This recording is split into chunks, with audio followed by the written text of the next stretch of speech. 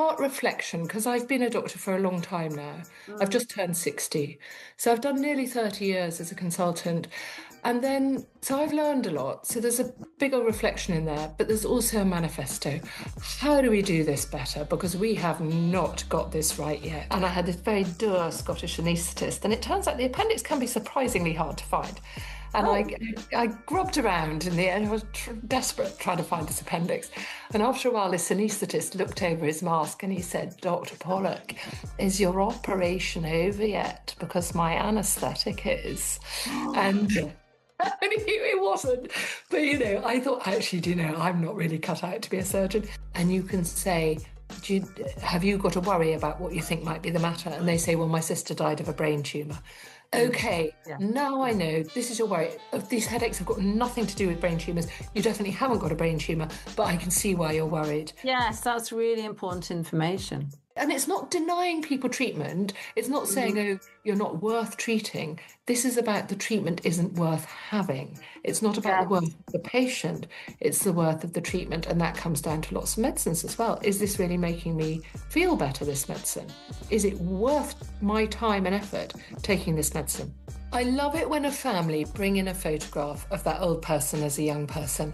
I remember one of a woman in her amazing 50s swimming costume leaning against the rocks with this fantastic curly bubbly hair. Ever so many more older people in our population than there are now, which is another reason why we've got to do it better. There is a huge imperative, and this isn't a prediction. These people are already born. These aren't population predictions. These are you and me and the rest of us just getting older. Oh, well done, Lucy. What a lovely thing to say. Safe journey. That's beautiful.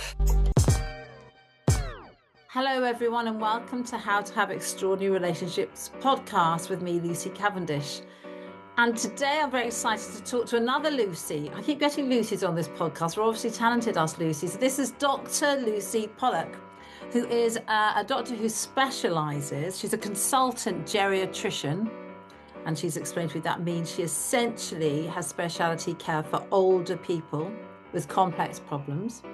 And she's also the author of The Golden Rule, a compassionate guide to aging well, which brings in stories and deals with lots of thorny questions such as, should my parent been taking so many pills? How do I know if I've got dementia? And it's done very well, this book, and it's had brilliant reviews.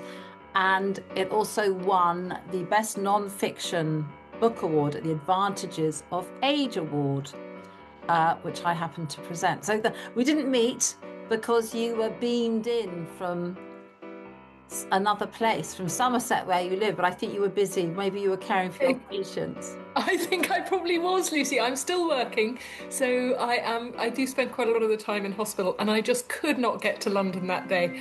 And it was such a lovely thing to be given that award, so it was a real treat, but I wish I could have been there because it was a fantastic event. So let's start. Tell us about your book, because the reviews are, reviews are, this is the book everyone needs to buy. This is the book, someone wrote, I hate this book because I want her to be my doctor. Not like, I want her to be my doctor. I want her to go on forever. It was really funny. I want her to be beamed into my life. I want everyone to read this book. They've been brilliant. So that's very, very kind. So The Golden Rule is actually the second book, and it's sort of maybe it's a series, who knows. So the first book was called The Book About Getting Older. It's got an elephant on the front, and it's a book of stories. They're both books of stories, Lucy, because stories are great.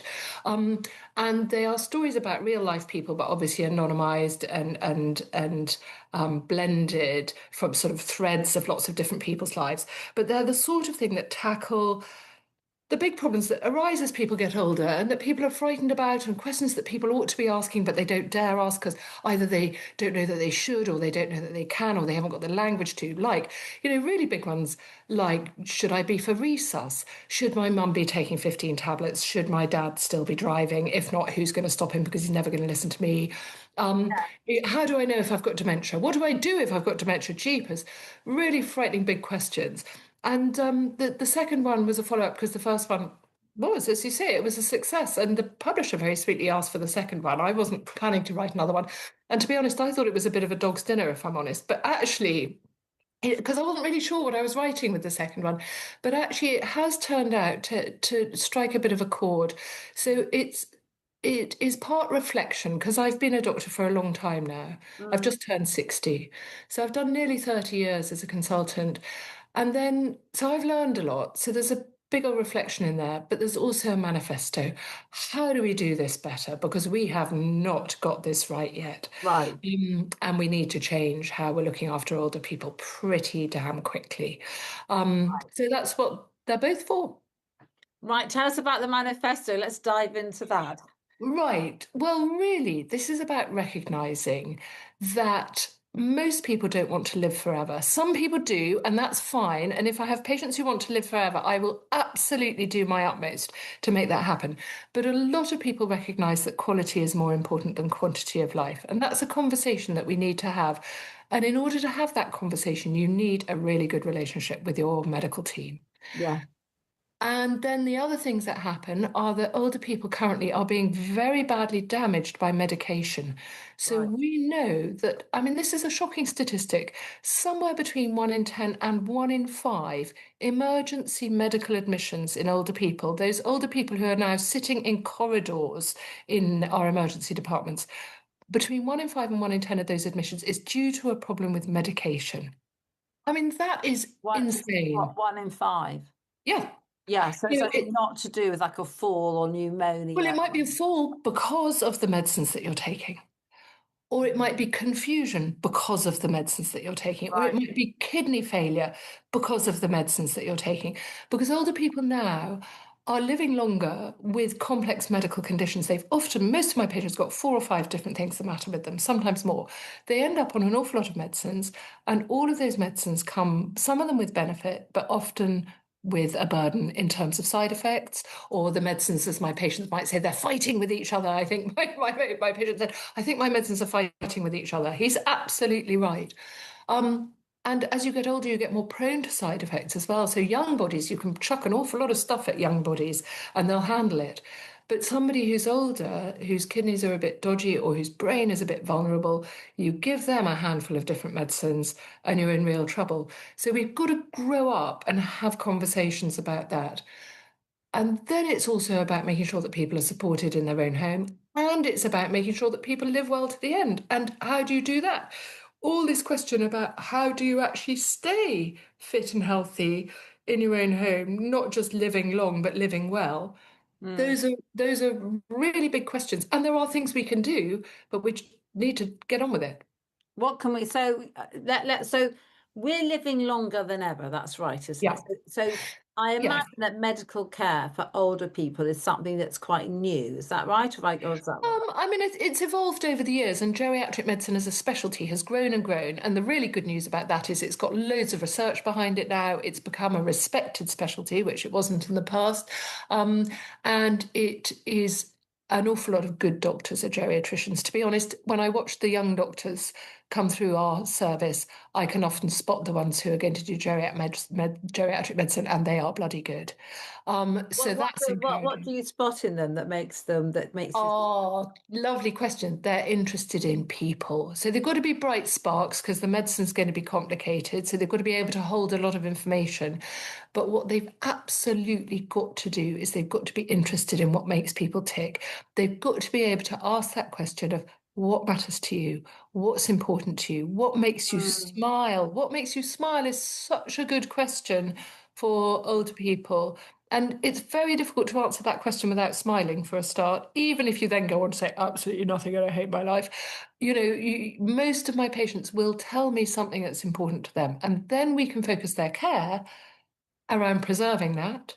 About, if it's the dog or the cat mm, or just being in my own house or my lovely clothes that I have collected over the years or my good hairdo or whatever it is, or going on holiday, or traveling and still being able to ride an elephant. There are people are amazing and they do incredible things, but it's really important that I know what is important to somebody.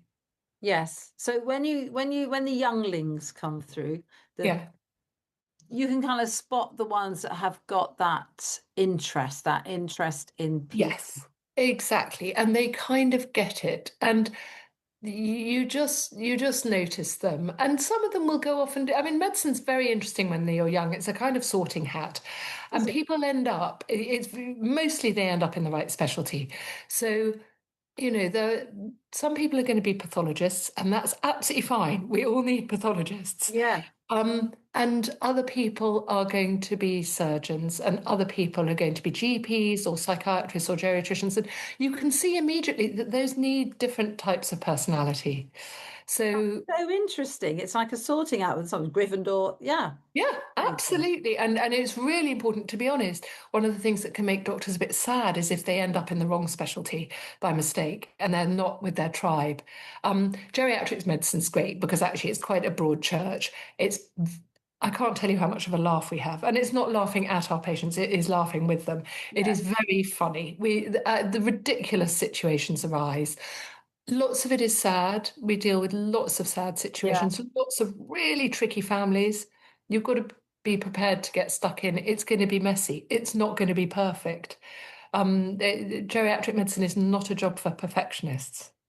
Why is that? I mean, why? Because you've got children saying, I don't want to look after my mum, or you've got children Yes. saying, Yeah. So you see complex families, you see families who are angry or who are desperate or "Mm, who are really stretched or who've lost interest or who never had a very good relationship with that parent. And not all old people are nice. Some old people no, are no, absolutely, yeah, they, dreadful. yeah, Grumpy. their kids are going to dance on their grave, and you kind of know why. Mm, So mm. sometimes you don't have to know all the background, but you can sort of intuit it from what's going on. Um, and so, yeah, that side of things isn't going to be perfect. Also, you can't make old bodies perfect. No, So of chasing course. perfection and trying to make all of their numbers right all of the time, that's a No. very bad idea. My mother's 92 next week. Fantastic. How is Yeah, she? brilliant, never goes to the doctor, stubborn donkey mule. She says things like, well, she says things, and I say, well, that's because the heart's 92 years old. It's doing a really good job, but it is 92 years old. And she says, stop it. You know, So she doesn't want to talk about it, she goes, which is well, I great. don't want to talk about it. I won't talk about it. Yeah, which is fine. That is one way of handling it. Plan A is don't get old. Plan B, we do tend to need to have a plan B because in Yes. the end, you're right. Her heart will get tired, and though she will probably run into trouble at some point, but she may not. Well, it's She very may. interesting because I talked to her and she obviously can't hear very well. She refuses to accept the fact she can't. So I don't know. In the end, I'm like, okay, fine. Yeah.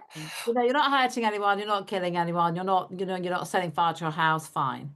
Brilliant. But do you know, Lucy, that's really good because actually a lot of people find that quite difficult. So there is a sort of phenomenon of upward helicopter parenting. In the same way Ah, as we kind of overprotect our children, we can end up becoming overprotective of our independent feeling parents. And it's interesting, there's a phrase, we all want autonomy for ourselves and safety for the people we love. And yes. so actually learning to step back for some of us and to say, actually, I know this isn't perfect. I wish you wouldn't have a bonfire in the garden, Dad, because you're incredibly fragile. But actually, it's what you love doing. Crack on. Yes. There are times when you have to step in. Driving is clearly one of them, but a lot of the time, and letting people go on living in their own house, even though they're at risk of having a fall in the night and things like that. So Okay. Right. So it's interesting that upward helicoptering. I'd not heard that before, but that's right. I worry about her way more than she worries about herself. yes, I say, why exactly. wouldn't you wear an alarm around your neck? Her. Yeah, I'm not going to do that. Me, what if you fall down the stairs? Her, what if I fall down the stairs? I fall down the stairs. Me, exactly. well, how will I know? Her, well, you won't know. Yeah, Me, and well, I'll what be if I... lying on the floor and I don't mind. And if that happens, it happens. And so, and we do often disable people. I've met another old guy the other day. This has happened to me before. He had a pacemaker put in, and the doctor said he shouldn't ride his bike anymore. That's insane. This old man used to cycle 100 miles a day. He was a serious road cyclist, and it was what he loved doing. And he was in his late 80s. And this flipping doctor said, you've got a pacemaker and you shouldn't cycle anymore. That's bonkers. Yes. Why are they doing that? And you wouldn't say it to a 7-year-old who's fallen off their bike. You Yes. wouldn't say, oh, Yes. you mustn't Yes. cycle anymore. You'd say, get back on the pony, Yeah. But it comes from a place of love, doesn't it? That concern. Yes. It comes from. So we have to respect that as well. So what drew you into it? Obviously, you did your training as a doctor, and then I know Yeah. you worked in London for a while, didn't you? Yeah. As a Yeah. young I, doctor. As a very young doctor, yeah, my first job was in Reading. I thought I was going to be a surgeon, and because Ooh. my first job was with this incredibly dishy surgeon, and I thought, oh my God, the glamour, that's what I want to do. And I tell this story, and it's absolutely true. I was allowed to take somebody's appendix out late one night, and I had this very dour Scottish anaesthetist, and it turns out the appendix can be surprisingly hard to find. And Oh. I grubbed around in the end. I was desperate trying to find this appendix. And after a while, this anaesthetist looked over his mask and he said, Dr. Pollock, is your operation over yet? Because my anaesthetic is. And I knew it wasn't. But, I thought, actually, I'm not really cut out to be a surgeon. And actually, I'd always known I was going to be a physician. So I'm interested in how the body works, and I'm interested in the complexity of it. And then I did all my specialty jobs, which you rotate through respiratory and gastro and whatever else. And I kind of quite liked all of them. And then very luckily, this older colleague in a completely different specialty, who was one of my training supervisors, he said, I hope you won't be offended, but I think you should be a geriatrician. And the minute he said that, I thought, you're so right. Of course, that's what I need to do. So I was very lucky. That was good advice. I wrote to him a few years ago to thank him for that advice. It was a game changer. Right, so you didn't sort of go, well, I don't want to work with old people. No, I want to work with babies and. well, actually, there is another thing. My dad was a geriatrician, and he Oh, had died. He was killed in an accident when we were young. So I was about 13. Well, I was 13 when dad died, oh my and God. it was awful. It was truly awful, and I think I kind of shied away from it because I didn't want to be so obviously following in his footsteps. But actually, I was drawn to it all the time. And do you know, the other day I found, after Mum died, I found some of my father's paperwork, and I'd never seen it before. And I found a lecture he'd written. He trained at Cambridge, but he'd written a lecture to be given in Oxford, which he must have given in the 1960s, maybe early 70s. And he was talking about his patients we lived in Northern Ireland, in very rural Northern Ireland.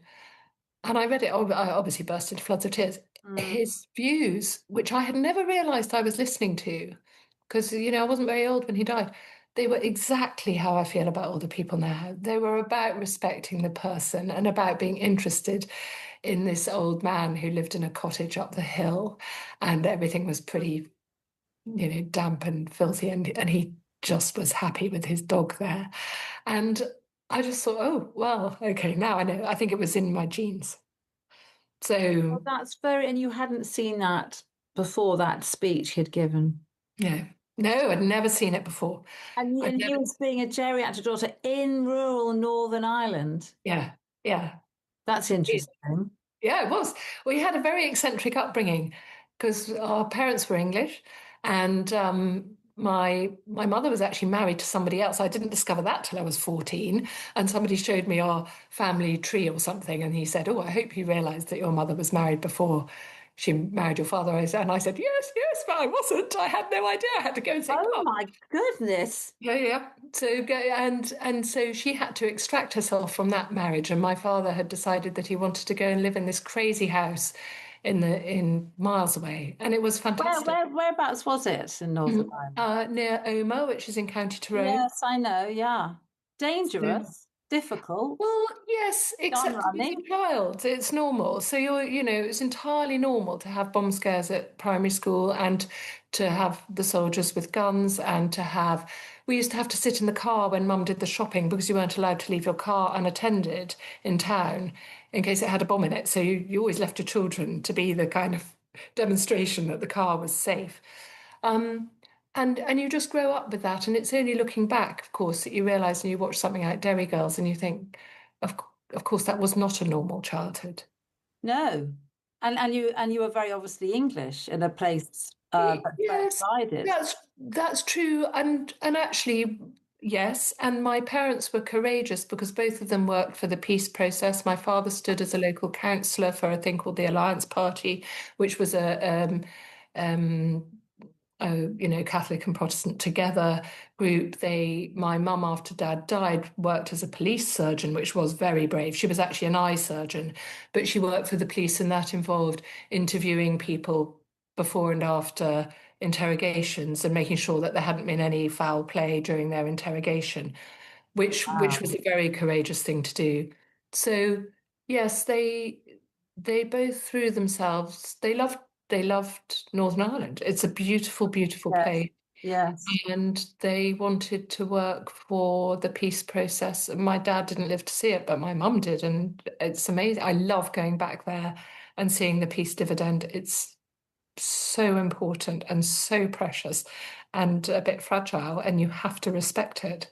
It's amazing. Is your mother still there, or is she? No, mum moved over. So then my mum interested after dad died, my mum married my lovely stepfather, who was a good bit older, but had been in the Navy, was in the Navy, still was in the Navy, and was very senior in the Navy, very senior indeed when mum married him. So she was catapulted into this crazy life of the Admiralty. And they eventually, when he retired, he was Northern Irish, but he knew he couldn't live there. He was too much of a security risk. So they moved to near where we are here because he was Fleet Air Arm. And so Somerset is very Fleet Air Arm. That's where Yeovilton is. And they moved near here. And that's where they lived. And my stepdad died just before COVID, and mum died a couple of years ago. So, yeah, and that's really what drew us to Somerset as well. She was very clever at reeling us in. Yes. What an incredible story of where you grew up and the Yeah, it was nuts. devastation. And I mean, it was bonkers because we went to day school in London, my sister and I. So we lived in Northern Ireland and went to day school. I mean, so that involved a whole nother layer of Hang complexity. on, hang on. What, you went to school in London? Yeah, How did after primary school. how did So you do then that? well, I lived with mum came over for a year because she was getting back into eye surgery. So she was worked at Moorfields for a year, having not worked for ages. And I lived with her. And then I went to live with these incredible cousins. They were my third cousins. So I'd only met them once before for about 20 minutes. And they took me in on a 2-year trial period. And I lived with them, and they became this incredible second family to me. And they were absolutely an amazing family. And during that time, Dad died, and I stayed there for 5 years. And they were brilliant. And then I lived with another family in Notting Hill Gate in my last year. And we just kind of muddled along. It was very eccentric, but it just worked. Yes, it sounds amazing. And then to find this speech, which actually you read Mhm. and thought, this is what you've been talking about and Yeah. writing. Yeah. Yeah. So there must have been conversation. I mean, Dad used to take us into the hospital quite often. I was always interested in what he was doing. And he did the geriatric medicine, but he used to pick up quite a lot of patients who people didn't know what to do with. So I remember seeing a young man with him who must have been in his teens actually, who had become mute and comatose for no apparent reason. And it was clearly a psychiatric presentation. Yes. Um, but Dad used to pick up these kind of mystery cases as well. Um, and he also used to drive out to see people in their own homes quite often in very, very rural places. And we didn't really have any formal childcare, so we'd end up in the back of the car with the dogs and go and see people at home. So it was a very interesting life. So I think I kind of got it as when, just spending time with him, when we must have been hearing conversation. So is it the quality of care? I mean, there was what you were saying is that quite often you suggest that people that are older, we're talking 80s, let's say, Yeah, yeah. I found this incredibly moving, take a photograph of themselves as their younger being. I love it when a family bring in a photograph of that old person as a young person. I remember one of a woman in her amazing 50s swimming costume leaning against the rocks with this fantastic curly, bubbly hair and this massive smile. And it just changes how you look at that older person. Mm. You and I watch how that happens with just a care assistant or someone. When I say just, jeepers, they are the most important people in the hospital as far as staff are concerned. Just to mean that you suddenly stop seeing that person as just another old lady or another old man, and instead you see a person. It's really important. So, that family photo is great. And I would strongly recommend that, don't take it in your best silver frame, but Mm. take a photograph in. I think that's a really lovely thing to do. But also just when in the conversation with my patients, I almost always ask them what they did for their job. And when I say to the medical students, why do you want to know what somebody did for their job? They say, oh, well, he might have coal miner's pneumoconiosis or farmer's lung or something. And you think, no. I mean, yes, but no. It's because it's interesting. And it's Yeah. because also it tells you something. It also helps you pitch your conversation, to be honest. Because if somebody was a farm labourer, then you do need to adapt your language. You may need to recognize that he may not, as a family will say, oh, dad doesn't read. Rather than say can't read, they Yes. may Yes. say doesn't read. And that, that's a really delicate subject. But just getting your language right to explain what the problem is, and so that we share a decision about treatment. And if somebody's a retired, we've got lots of retired people from GCHQ around here because there was a GCHQ outpost, Well, they're clever bunnies and they have a different view of life. And Mm. it's so important, that question about, and it means you then again, you recognize that somebody was a retired teacher or is a retired aviation engineer or is a retired shoemaker. It's precious stuff. Yes. I mean, is part of the problem, because you were saying it, there's an issue about people's relationships with their doctor, because there's a Mhm. power dynamic, isn't there? They don't Mhm. know. We're not well informed enough, maybe, and that's because we're not doctors. Mhm. Do you Yeah, find that people find it really hard to ask what they need? yes, definitely. And that power dynamic starts the minute you walk into the room. Yeah. And I'll tell you, I went to have, this is slightly perhaps too much detail, but basically had my last smear test a while ago. In the end, they stopped doing them because we reach an age where they don't, and nobody loves Hang them. on. Why do they? You mean when they don't care? Oh, no, it's not that you don't care. No, it's that you don't need You're them. like superfluous to the national No, good. no, no. It's not that you don't need them. It's just that you're incredibly unlikely to develop cervical cancer after a certain age. Oh, So that's handy to know. Good. How old? How old is that? I actually can't remember. I can't remember when. I think the cutoff may be 55. I can't. Oh, great. I Perfect. can just look it up. Oh, Yeah, so that's a you get nice thing let to know. off that miserable experience. Nobody likes having their smear done. But I walked in to have mine in my local surgery, and the nurse was a new nurse, and she didn't introduce herself. And she said, "Oh, hello, Lucy," and I have a different name at home. Hi, Lucy. Just hop up on the couch here. And I thought, I am not taking my knickers off for somebody whose name I don't know. That has got to be been one of my rules of life, Yes. basically. Yes. And and I'm not going to change it now. But I immediately felt this kind of anxiety, and I had to. And she wasn't wearing a name badge. She should have been wearing a name badge. Mm. And the rule is that you say, hello, my name is Dr. Lucy Pollock. I'm one of the consultants. My name is Sarah, whatever. I'm one of the nurses. And then also, what would you like to be called?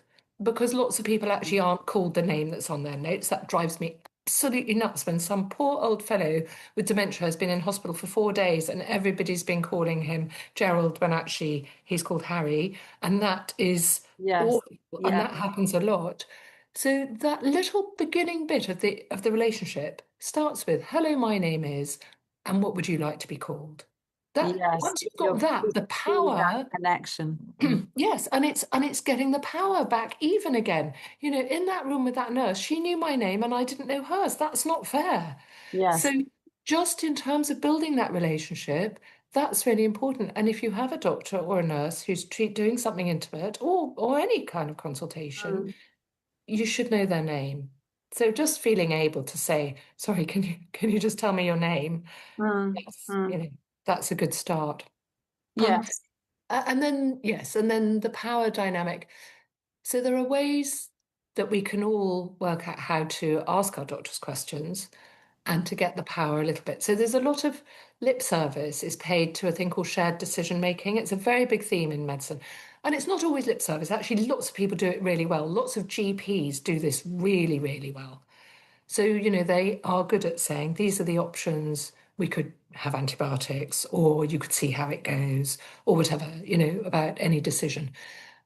But you need to be given the information Yes, to make the that's right right. decision. Yes.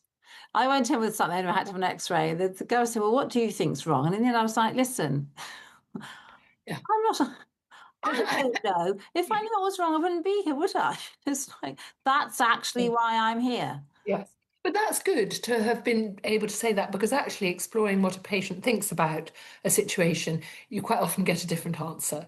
And you find, for example, somebody is coming to you with headaches and whatever, and you can say, have you got a worry about what you think might be the matter? And they say, well, my sister died of a brain tumor. Okay, Yeah. now I know this is your worry. These headaches have got nothing to do with brain tumors. You definitely haven't got a brain tumor, but I can see why you're worried. Yes, that's really important information. Mm.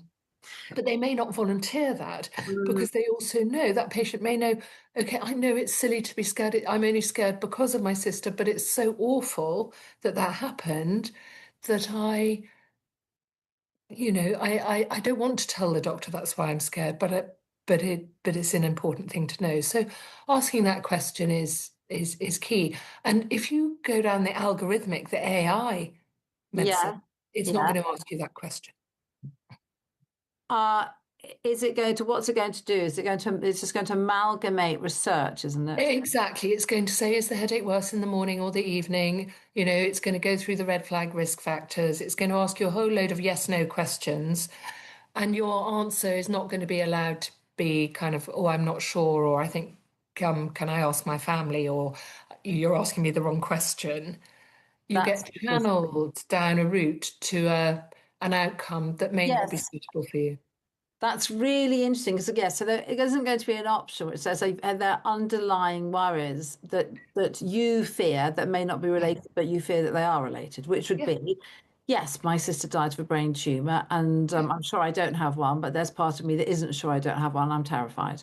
Yeah, exactly that. And Yeah. maybe in the end, AI might get good enough to do that.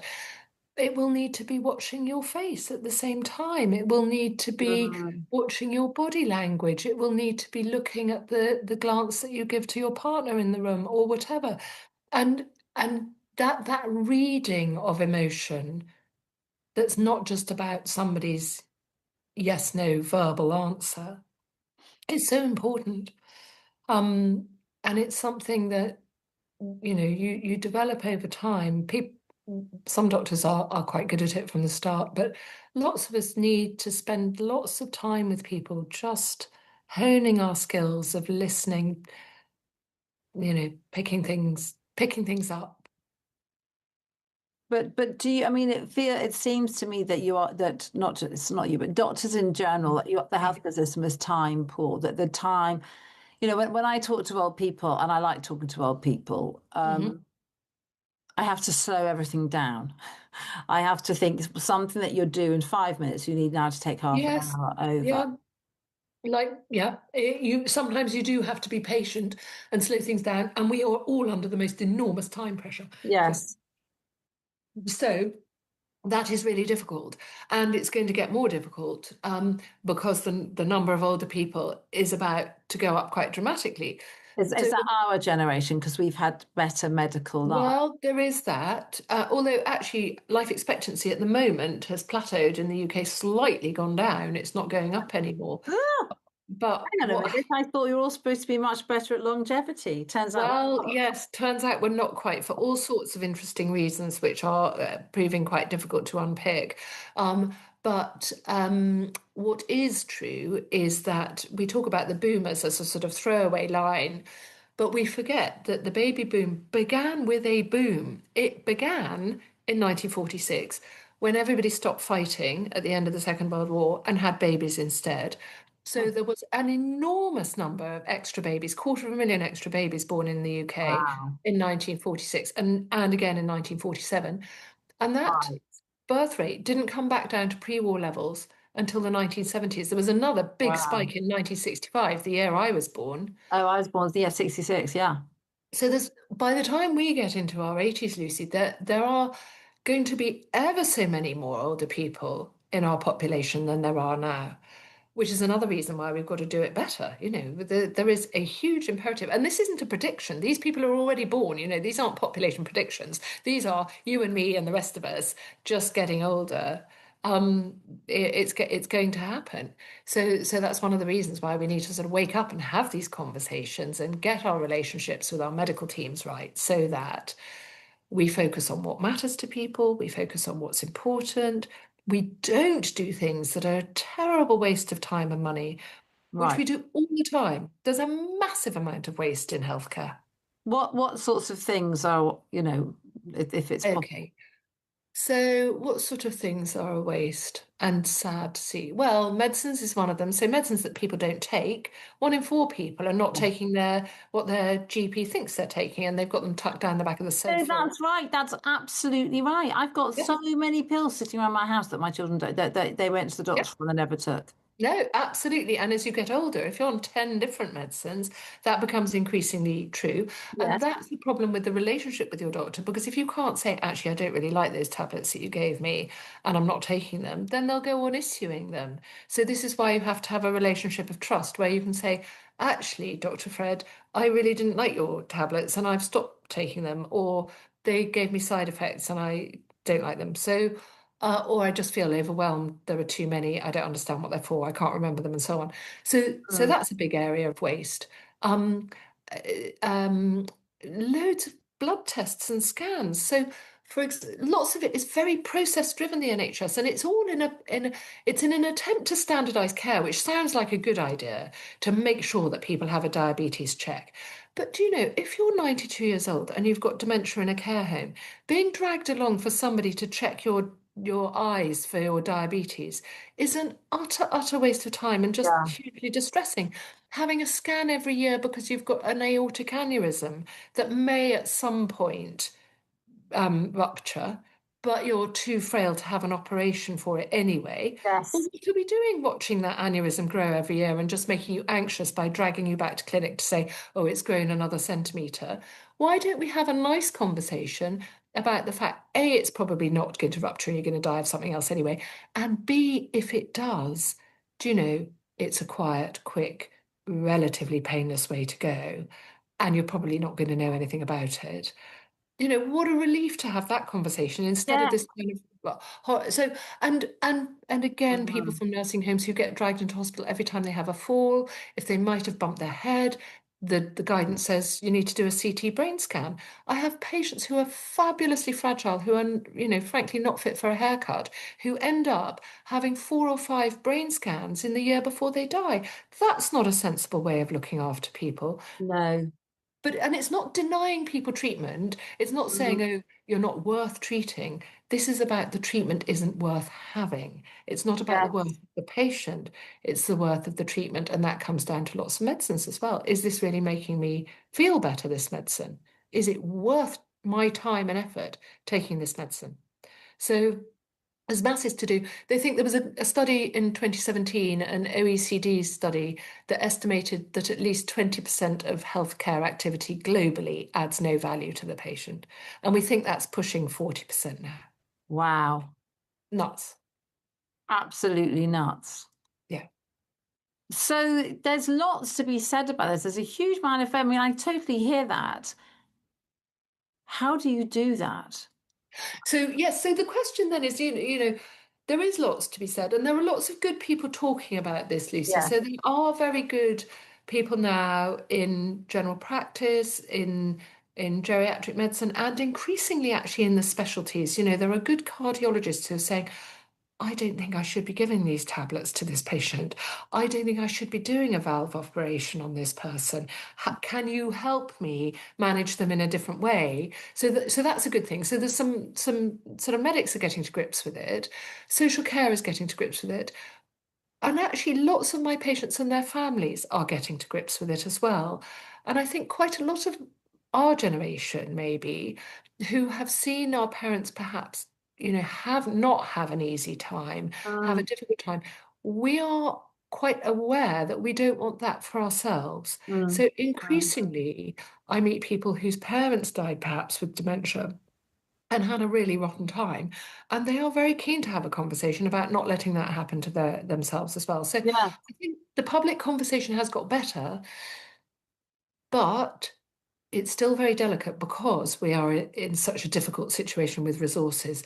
And it's really important that this remains an ethical argument, not an economic argument. yeah, Yes, there is waste, and we shouldn't be wasting stuff, but we're not going to do the test because of resources. We're not going to do the test because it's not going to help your situation. yes, So yeah, making sure that we keep that conversation firmly focused on what's right for the person, then the resources all fall into place anyway. If you get it right for the person, you stop wasting money. yes. Are we better off in this? So when I go to abroad, especially in Yeah. places like Italy and Austria, they talk a lot about preventative Yeah. testing, but they think we're all mad, that Britain, I don't, I mean, they may be wrong, I don't know, that we should be picking up on things before they get advanced. Uh, yes and no. I mean, that's a really good and nuanced question. There are lots of answers to it. So, yes, we should be much fitter for a start. The one thing that we can all do that makes us not just live longer but live better is stand up from time to time. We are unbelievably sedentary. So, simply getting Mm, people moving is really yeah, important. I meet young people who are afraid of being breathless. They're overweight and very unfit in their 30s. And I say, do you ever go for a run? Oh, no, it makes me breathless. That's the whole point. You're meant to get breathless. Get on with it. People are quite scared of discomfort, yes, that's and interesting. which is nuts. But again, we lead very sedentary lives. So getting Mm, people, particularly around the time of retirement, to start moving a bit more, doing some exercise, realizing that you can build up muscle in your 70s and 80s. Lots of people think it's mm, all a downhill slope. It's not. You can really build muscle. So that's important. The what we're eating, that is, I'm so glad that, thank God, people are getting to grips with the whole ultra yes, processed food rubbish and the terrible, terrible stuff that we're eating. So, and a lot of European countries are much better. And then there's the big question about sort of scans and things. mm, Actually, the evidence on that, on early detection, is quite variable. And there are some things that you do want to catch early. Bowel cancer, for example, you mm, definitely mm, want to know about that. But actually, some of the others, the prostate screening thing, actually, the evidence still is that if you scan everybody or just screen everybody with a PSA, you will do a lot of harm. You will end up putting normal, healthy men who were never going to die of prostate cancer through an awful lot of treatment. And not just treatment with side effects, but also permanent anxiety. And mm, that's quite difficult to measure. So, yes, I think we do have to be very careful. Knowing everything early isn't necessarily a good idea. And for older mm, people, if we mm, do a scan, we will always find things the matter with them because I say to my patients, your MRI on the inside changes like a photograph of the outside of your face. Your body changes on mm, the inside as mm. well. So it can be very difficult to tell what's just a kind of wrinkle and what's a problem. Yes, that's really interesting. That's really, I got sent to do all for all sorts of reasons, bloods, hormones, da, da, da, da. Yeah. I sat down with the doctor who's in Austria. She said, "Oh, so I have your results. What do you think they are?" I said, "I think I'm probably really fine." And Good. she said, "Well, you are." And I said, "Yeah, because I can't." It's sort of like Mm. so. My mother's whole thing is, well, if you're not, if you've got no reason to go and have a scan, don't have a scan. If you're Yeah. well and you're not, blah, blah, blah, why would you go and have a scan? Yeah. And they've got a name. They're called incidentalomas. So they were found by Incidentally. mistake. Yeah. Yeah, And then you don't know what to do with them. yeah. And so, somebody's got a little nodule on a lung or a nodule on a kidney, a cyst or something. What do you do about that? So then you end up on a program where you'll repeat the scan next year and see if it's changed. And some of it will catch things early, hooray, but others of it will just give you lots of anxiety and Mm, mm, make you worried. So it's quite subtle. But we definitely do need to do more preventative work. And actually, the campaigns on smoking, fantastic. That's worked. It does make, yeah, really has worked. Huge advances in things. Mm. It's very easy for us to dismiss those. But, do you remember when I used to go to school on the tube, and I used to sit in the non-smoking carriage. And the rest of the tube, I mean, I did actually, of course, smoke like a mad thing when I was a medical student. I loved smoking, but I was very glad to stop. Yes. Um, but in those days when everybody smoked in Yeah, tube people smoked on stations. aeroplanes. My Yeah, parents yeah, absolutely. smoked The on little ashtray. aeroplanes. Yeah. And if you go on a dodgy flight somewhere in the rest of the world now, you They've can still still look got down the and there's still an ashtrays, yeah. ashtray. I mean, ashtrays in the car. Yeah, yeah, absolutely. You must Overflowing have all ashtray. stunk like pub. Yeah, yeah, we did. So you're working with people who are heading towards the latter period of their life. Hmm.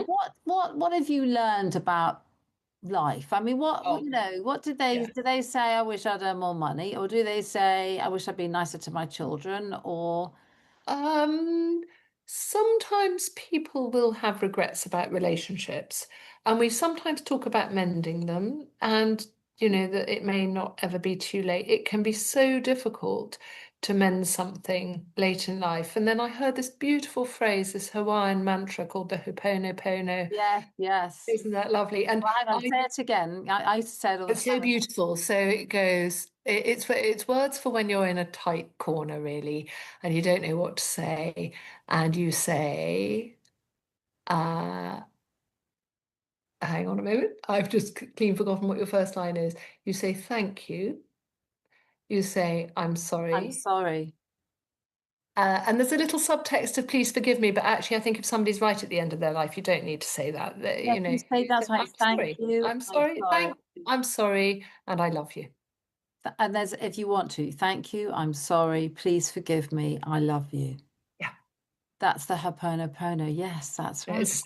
And I think that is really special.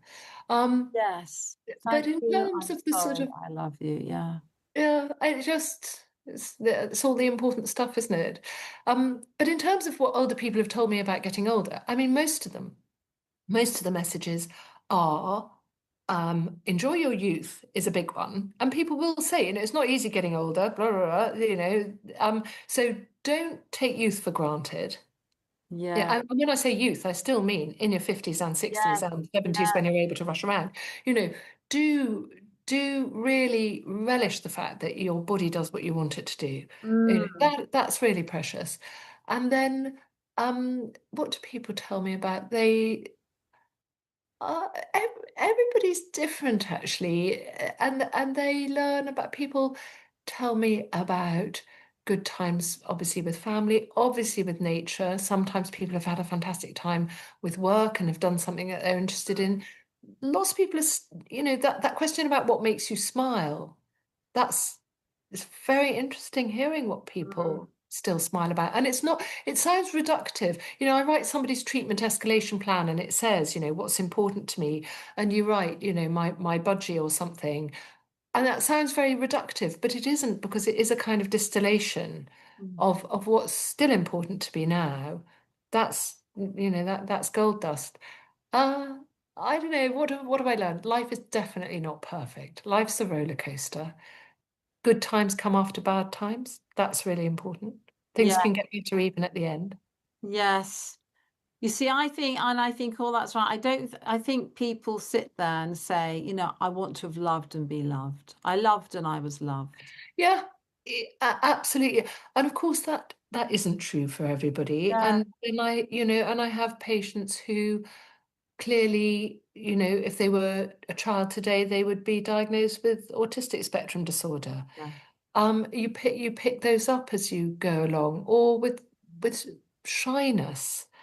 Mm. And some people who are very isolated.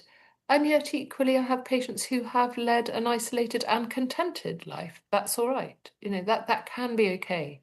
So I think the other thing is I have learned is not to judge other people by my own standards. And that's really Mm. important for young people that we know from loads of studies that young people habitually underestimate the quality of life of older people because we Oh, apply. So we may think, oh, I don't want to live in a one-bedroom flat and watch daytime telly and have carers coming in and have a cat.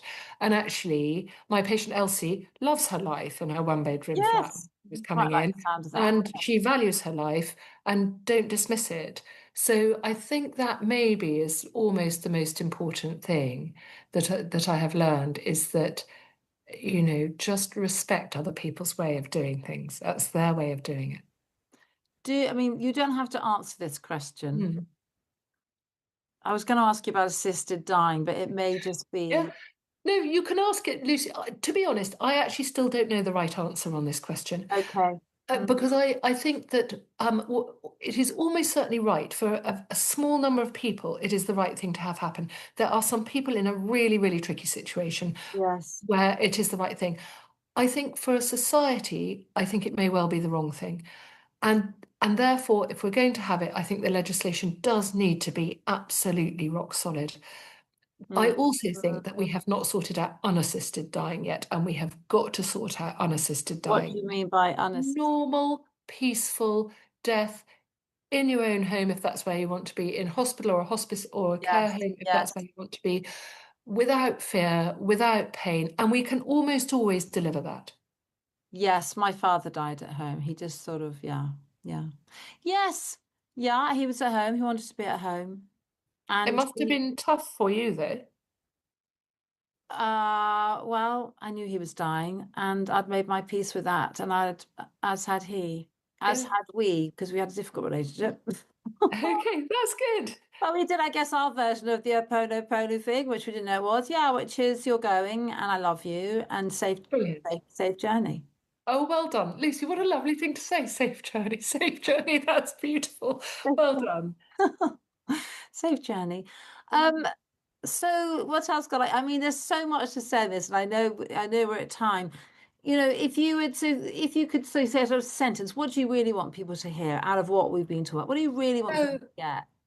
Okay, I did want to talk about the relationship that people have with their medical team. Yeah.